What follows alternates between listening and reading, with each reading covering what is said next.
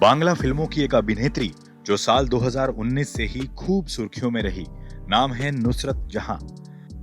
वैसे तो नुसरत बंगाल में काफी फेमस रही, लेकिन साल 2019 में जब लोकसभा चुनाव हुए, उस वक्त से देश के बाकी हिस्सों में भी एक अलग पहचान मिली। इसके पीछे कारण भी है। 1. नुसरत जहां की खूबसूरती। 2. कम उम्र में सांसद बनना। 3. लव अफेयर और फिर शादी। नुसरत जहां ने साल 2019 में एक बड़े बिजनेसमैन से शादी की थी, नाम है निखिल जैन। लेकिन 2 साल के अंदर ही रिश्तों में काफी दूरी आ गई। हम आपको बताते हैं नुसरत के अफेयर से लेकर शादी तक, बच्चा और पति से तलाक तक की पूरी कहानी।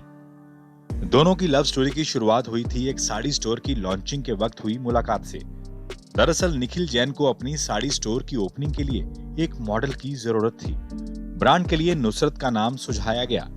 निखिल अपनी टीम के साथ मिलकर अपने स्टोर और ब्रांड के विज्ञापन के लिए एक्ट्रेस की लिस्ट बना रहे थे। नुसरत का नाम सबसे ऊपर आ रहा था।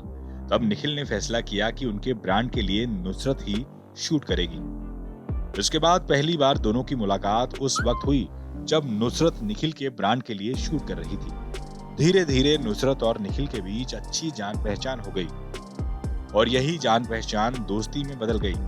बाद में इसी दोस्ती ने रिलेशनशिप का रूप ले लिया। इसके बाद साल 2019 में दोनों ने शादी रचाई।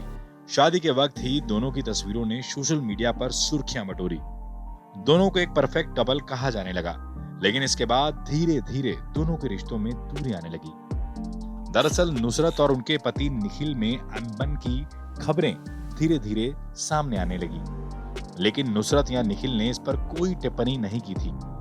उसके बाद बीजेपी नेता यश दास गुप्ता, जो बीते चुनाव में पार्टी के उम्मीदवार थे, उनसे नुसरत की नजदीकियां बढ़ने की खबरें सामने आने लगी। दोनों की कई तस्वीरें सामने आई, कुछ फोटोशूट की तस्वीरें, कुछ घूमने फिरने की तस्वीरें। खबरें और तेज हो गई कि दोनों के बीच कुछ न कुछ चल रहा है और नुसरत निखिल के बीच कुछ गड़बड़ है। इसके बाद खबर आई कि नुसरत अपने पति निखिल जैन से अलग रह रही हैं। इसके बाद दोनों की तलाक की खबर भी सामने आई और साथ ही नुसरत के प्रेग्नेंट होने की खबर भी सामने आई। नुसरत ने बच्चे को जन्म दिया तो इधर कोर्ट ने नुसरत और निखिल जैन की एप्लीकेशन को स्वीकार भी किया।